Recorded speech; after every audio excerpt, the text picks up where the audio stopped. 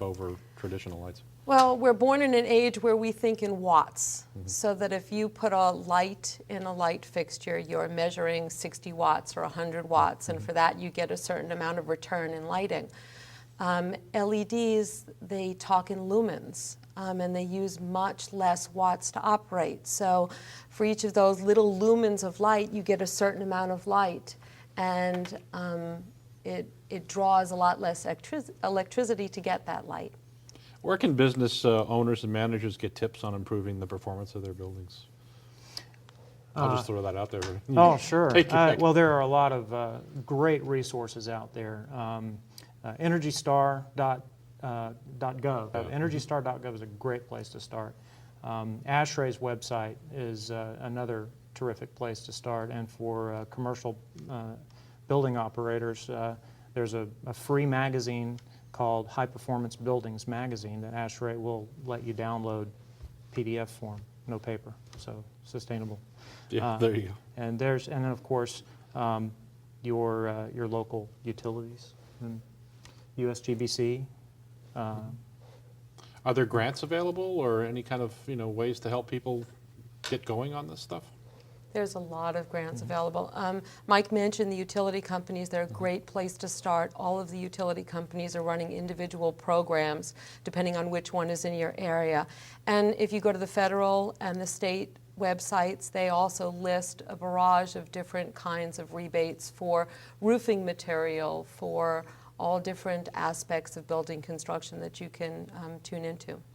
Are there any benefits beyond financial that companies should be aware of?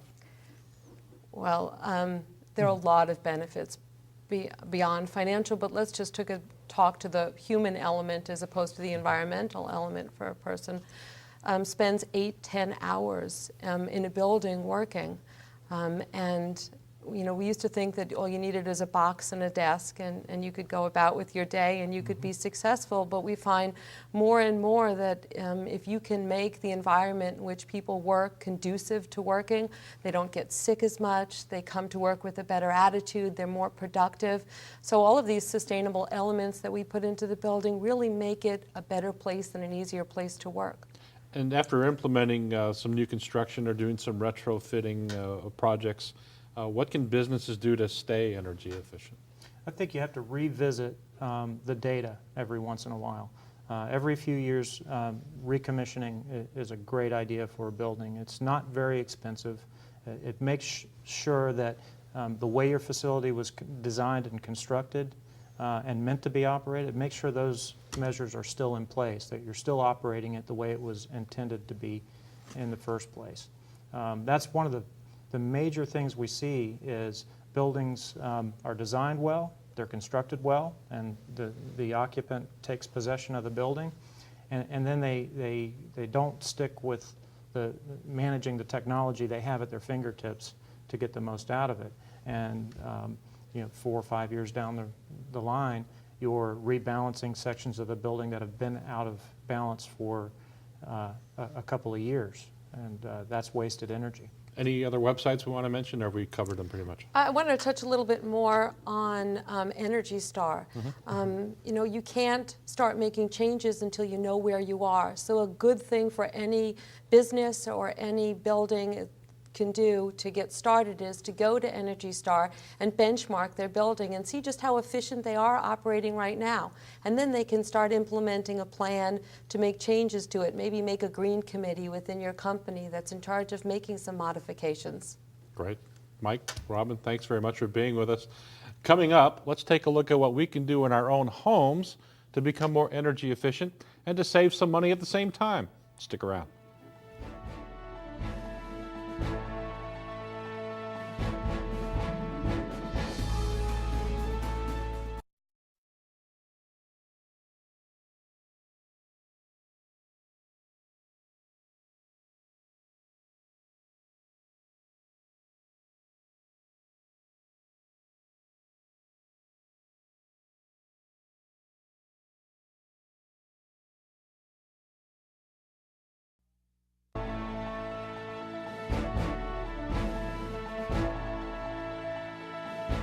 Welcome back to this edition of Focus. Let me welcome Ron Pisciatano, Ron works for Orange County Facilities Management. He's an energy efficient project coordinator, and he's also been with the county for 3 years. Joining Ron is Rick Baird. Rick is an Orange County resident who installed a solar hot water heater in his home, and he's here to share with us how he is benefiting from that installation. Thanks, guys, for joining us. First of all, what can residents do to make the largest impact on their energy efficiency of their home? Well, I think the first thing they need to do is take a look at everything in their house that uses electricity and create an inventory list. And then, like my mother always says, start with the easiest things first, because they'll cost you the smallest amount, and then work up from there. The easy things is just be conscious of what everybody always does: leave a room and forget to turn the light off. Those are things you can do inexpensively just to raise the consciousness. And then you could get into more expensive things like solar hot water, or upgrading to more energy efficiency air conditioners or refrigerators. Ron, Rick, I should say, what did you do at your house to just get started? Well, I realized that solar hot water is one of the biggest consumers of energy in your home. So I installed a solar hot water heater several years ago, and I noticed an improvement in the electric bill immediately. And then a couple of years ago, actually earlier this year, I had OUC come out and do an energy audit in the house. And he noted that he brought my bill back from since 2000. He noted 2 years ago that I had a drop in my energy consumption. And about 2 years ago is when I got the solar, is when I installed compact fluorescent bulbs throughout the house. All the bulbs are now compact fluorescent. And I bought an energy efficient refrigerator. So I think those two things caused that drop in energy consumption in my home.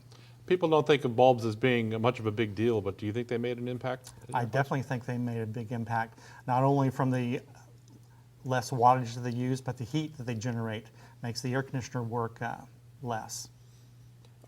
From a builder's perspective, what are some of the benefits for a resident who's looking to be more energy efficient?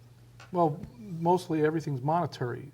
Not only are you going to end up with savings at the end, where you're using less electricity, saving money, but also by making your home more efficient, you add to the value of it. Like Rick did here, he added a solar hot water heater system. That's going to add to the bottom line when should he ever decide to sell a house. Are there any challenges that you face when you're building an energy efficient home? Well, it's the payback on it. Most people want to see a quick payback on the efficiency products that they install, and solar hot water is one of them.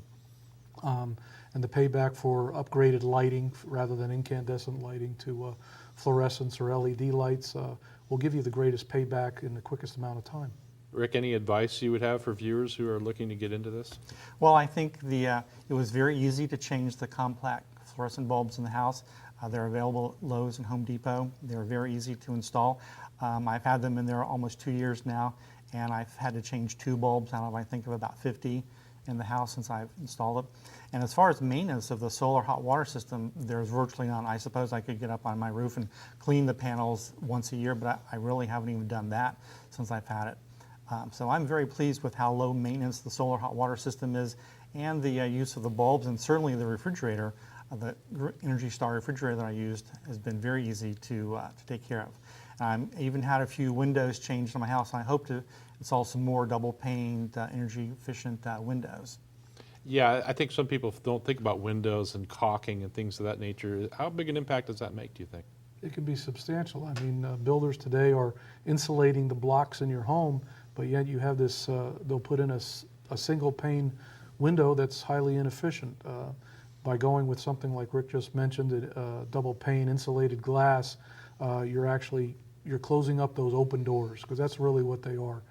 You have no insulation protection, virtually none in a single pane window. How about the insulation in the attic? A lot of people want to know, gee, should I put some more up there? Should I build it up, make it thicker? Excellent question, excellent resources. Most of the utility companies will send out their representatives to go up in your attic for free and measure your insulation to make sure that you have adequate amounts, and they'll make a recommendation. A lot of times you can get credits and rebates to help pay for it.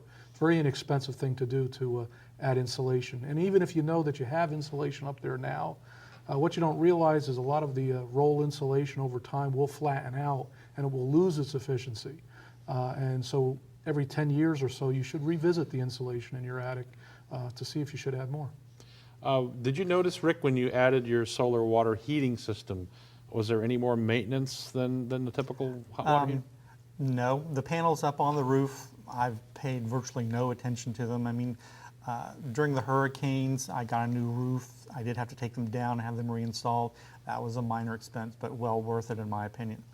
As far as Ron mentioned the attic insulation, the gentleman from OUC that did my energy audit looked up there, said I had an adequate amount, but he suggested I could have more, and that might be one of the next things I do in the house is put up some more attic insulation, because I think that's I have a dark roof, because that's what most of the roofs in my neighborhood are, and I think putting attic insulation would be a great help.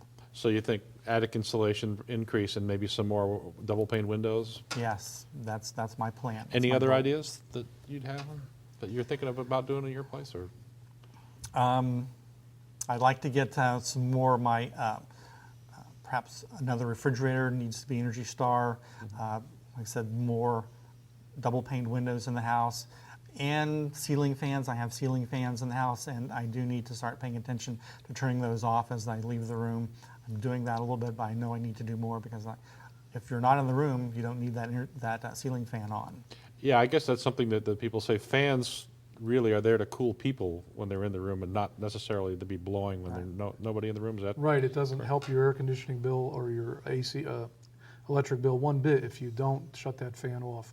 It's there for your comfort, not for energy efficiency. okay? What's the difference between a solar, a hot water system, and a solar electric system? Those are two different products that one simply is panels you'll see up on someone's house, typically in sets of two, or even one panel which will heat the water, which will circulate down to your hot water tank, and it'll store the hot water there for use later on.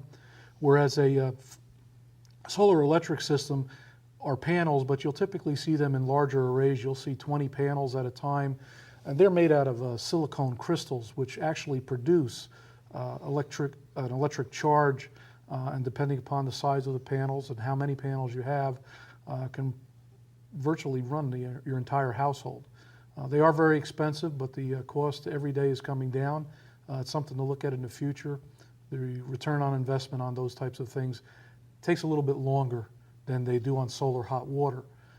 But that's the main difference. One produces electricity to run your house, the other one simply produces hot water.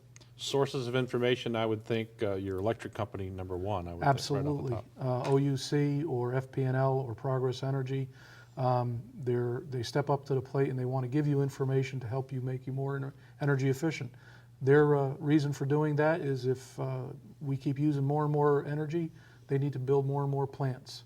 If they can give us the incentive to reduce our energy consumption, that saves them to have to invest in capital. And there are grants and federal credits, and also I know the county even has a program to help people get into solar, don't they? Absolutely, ask the questions.